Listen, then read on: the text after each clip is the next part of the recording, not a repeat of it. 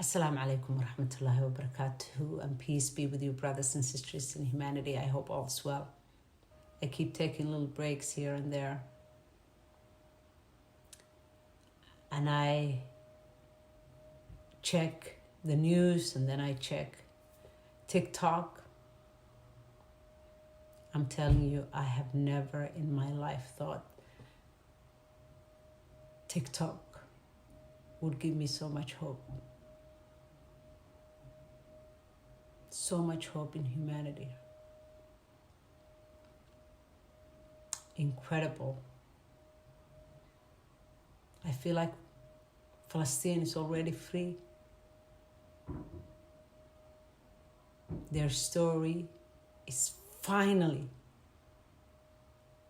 being heard.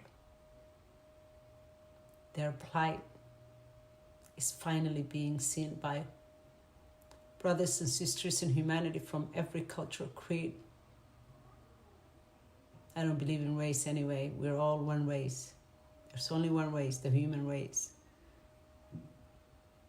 And they're standing up for their brothers and sisters that are being bullied to submission by bullies, pathetic, despicable bullies. Check these videos out. They'll give you hope. Just like they did me. Just like they gave me. There's hope. There's hope. People that don't understand why you're seeing so many Palestinian supporters, and it's for one reason and one reason only. We've done research.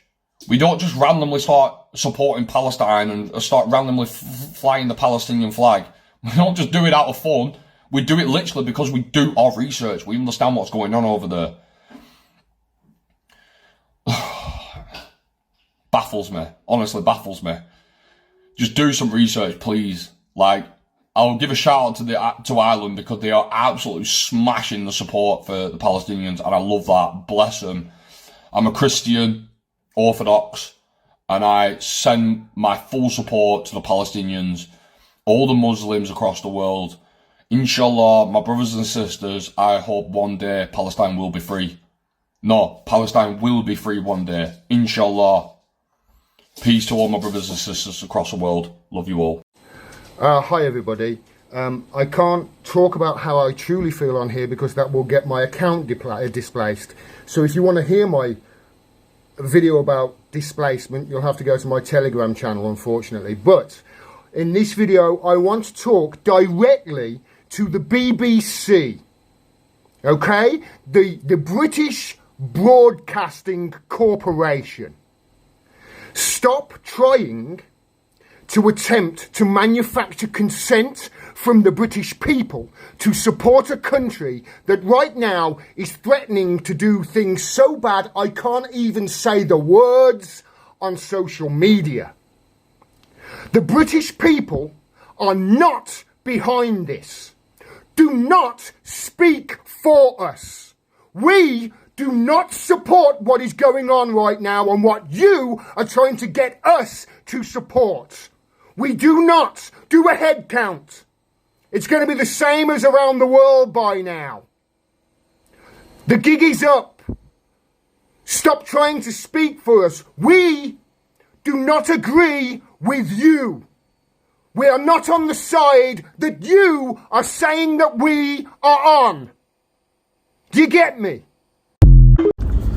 So when it comes to the Israeli and Palestinian conflict, I'm getting people asking me, "Oh, why are you so invested? You're not Muslim, you're not Jewish, you're not Israeli, you're not Palestinian." Well, do I have to be any of those things in order to see that the murder of children is wrong? To be invested in kids having a future, to be invested in people surviving, to be invested in people not being killed off and ethnically cleansed. I don't think I have to be any of those things. All I have to do is be a fucking human and have a heart. And if you don't ask yourself, where is your humanity? I had been feeling this really intense pull from inside my heart to start reading the Quran for 2 weeks now. And I just started reading it today, and I swear my mind is blown my heart is changed. My eyes are open. I can finally see. And I'm literally tearing up because of what I'm reading. I never thought a book would affect me that much. And now I'm starting to feel that same tug on my heart to start praying. I can't explain why. I've never had the urge to learn how to pray before, but I have this pull and I can't stop thinking about it. So if anyone can help me with how to learn how to pray, or like an easy app or an easy YouTube video for kids or something, please send me, because I really feel that I want to try to learn.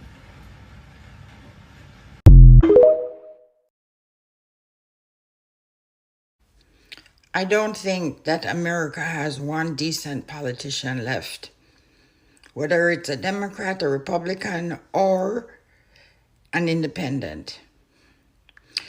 The new Speaker of the House, Mike Johnson, says that the $14 billion that they want to give Israel to buy more bombs, that there has to be spending cuts.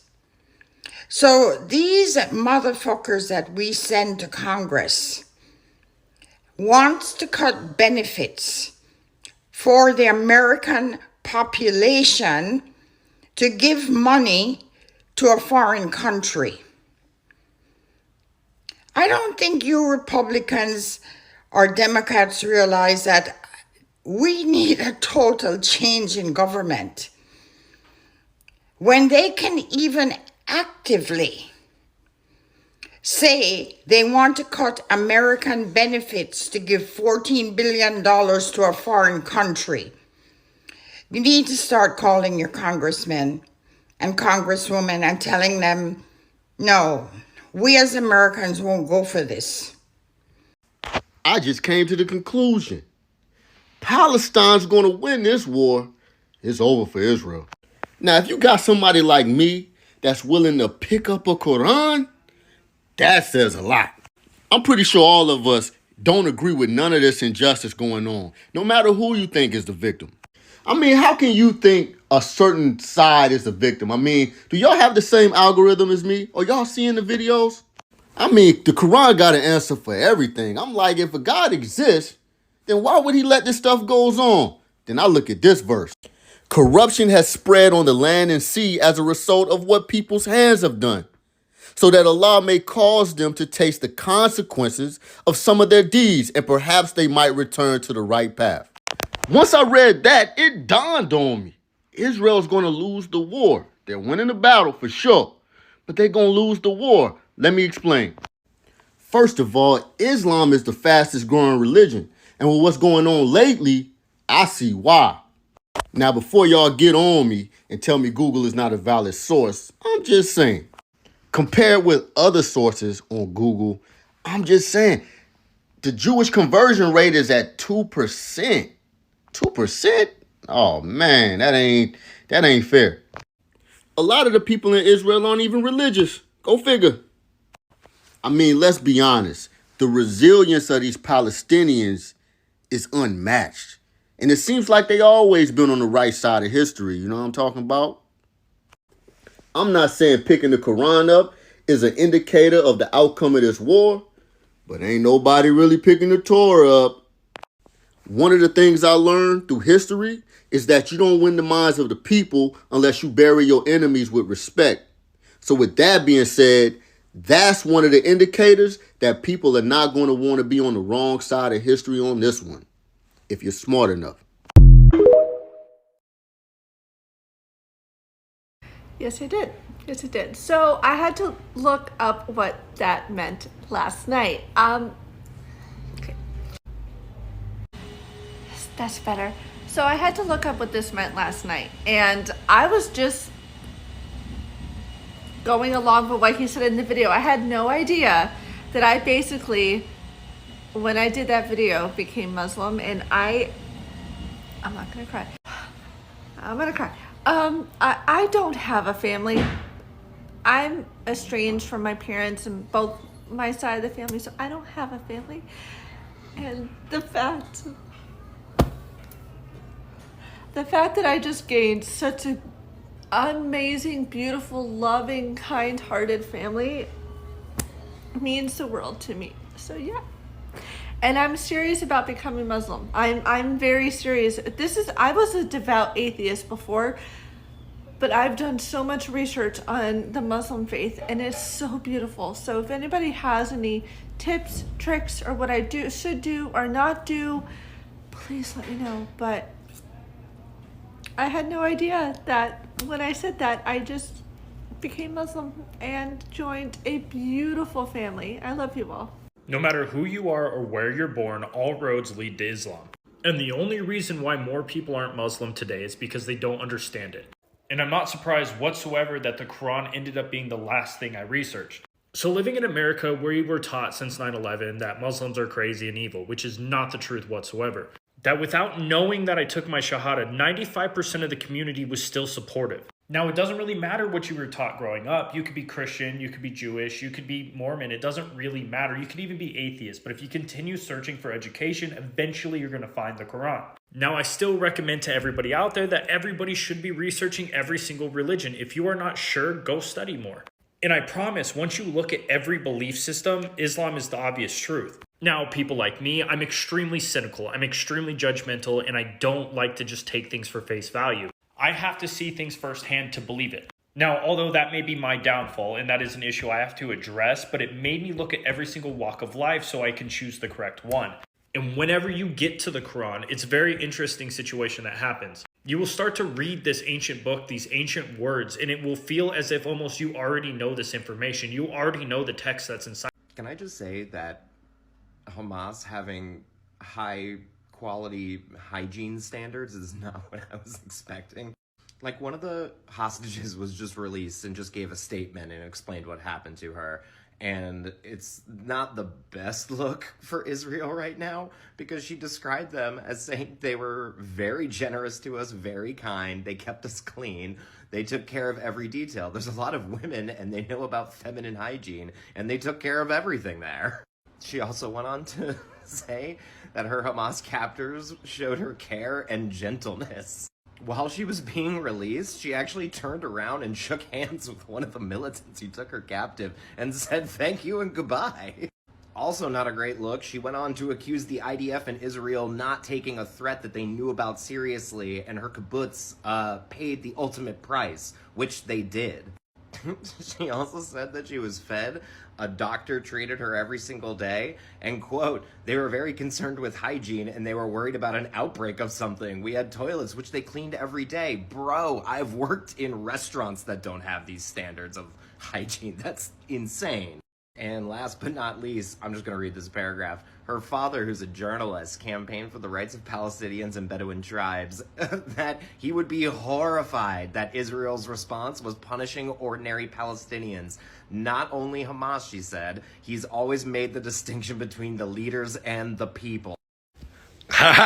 He finally got his ass out of bed and woke up, and we just finished some breakfast. And check it out.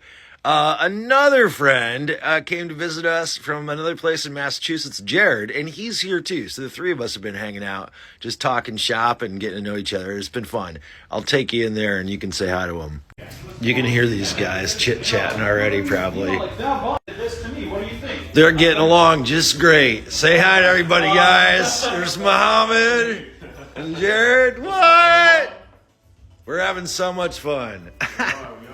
What's up, y'all? This is Jared, me, Quinn, Muhammad. We all met up and we've been having some great conversations today. Because when you're together,